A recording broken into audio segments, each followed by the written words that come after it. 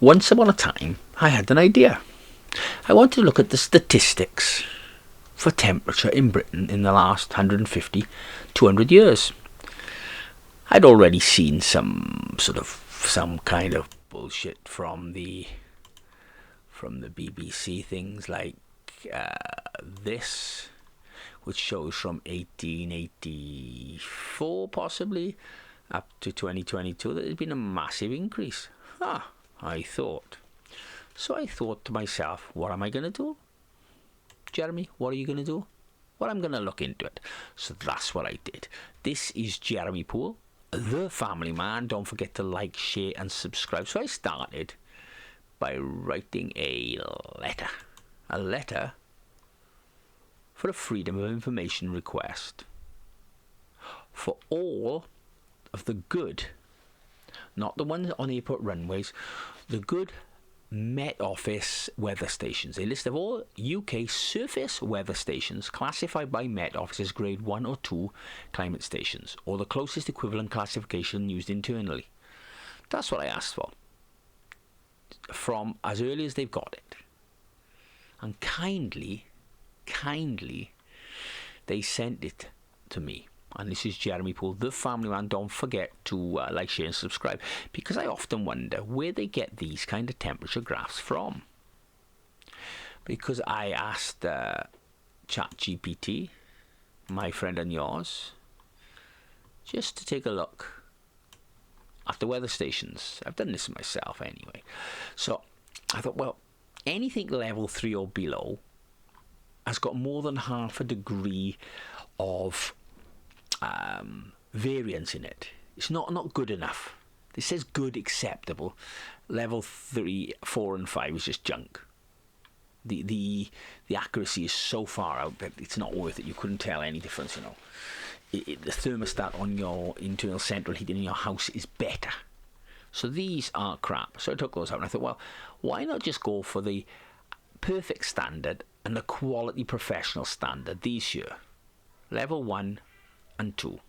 So I did. I asked, and they sent me the data, and I have to say it was interesting. So when I got the data, they sent it at the end of January, not so long ago, and I started to look at it.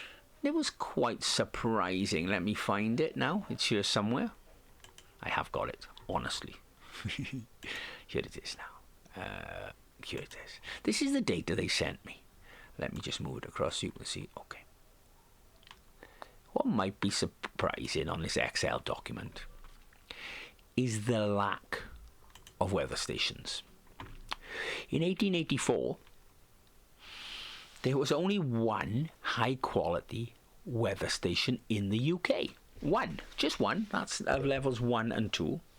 And that was in Rothamsted, which is just south of Luton and north of London.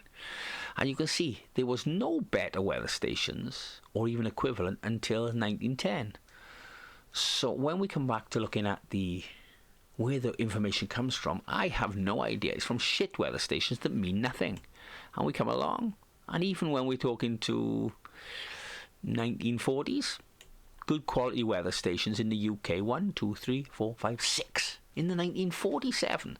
So this information that we've been gathered has not been gathered with decent weather stations. It's quite clear. And we keep coming, and even when we come along as the 1970s, we're struggling to get into double figures. 1, 2, 3, 4, 5, 6, 7, 8, 9, 10, 11, 12, 13, 14 decent quality weather stations in the whole of the UK.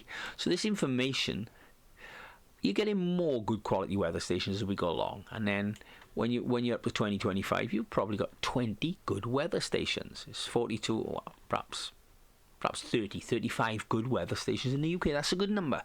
But how can you compare this? As you can see, it wasn't until 1997, 1998 that the weather stations started to appear. So we're getting shit information.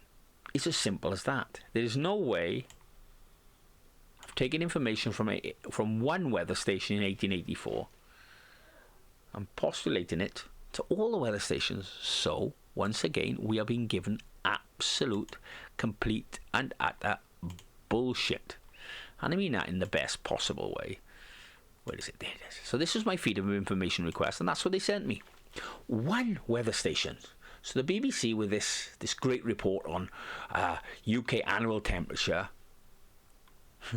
going up from 8.5 degrees to 10 degrees in between 1884 and 2022, is complete and utter bullshit. They're using crap weather stations. Some junk weather stations that have got an inaccuracy factor of 2 to 3 degrees. So they could be, the temperature could be 7 degrees and they might call it 10. So that was complete and utter bullshit by the BBC. They are in this section here. Greater than 2 degrees of inaccuracy. Level 4 is 1 to 2 degrees. And even level 3 is plus or minus half a degree.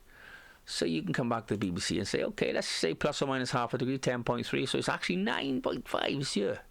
And perhaps this one was there and perhaps it was up there. We don't know, because they're bullshit. And I'm telling you, all of this is complete bullshit. Because these people only use shit recordings and then put it into computers, and when they've got it in their computers they say this is the way it is. So I've looked at the statistics. I've got them here. Let me just put them back up so you can see them. So it's not bullshit. This is what they sent me. And what I got out of that was, wow, we've been lied to. They're telling you temperature's gone up massively from here to here with one decent weather station. That's it. Just one. I don't know how many class 3, 4 and 5 are down here, but I would suggest that's most of them, because one decent weather station. So anyway, this is Jeremy Poole, the Family Man. Don't forget to like, share and subscribe. Bit of a factual one there, but it's true. The Met Office, the BBC, I think I'll just before I go, let me just get that BBC back up there, and I'll show you the whole article that says how we are.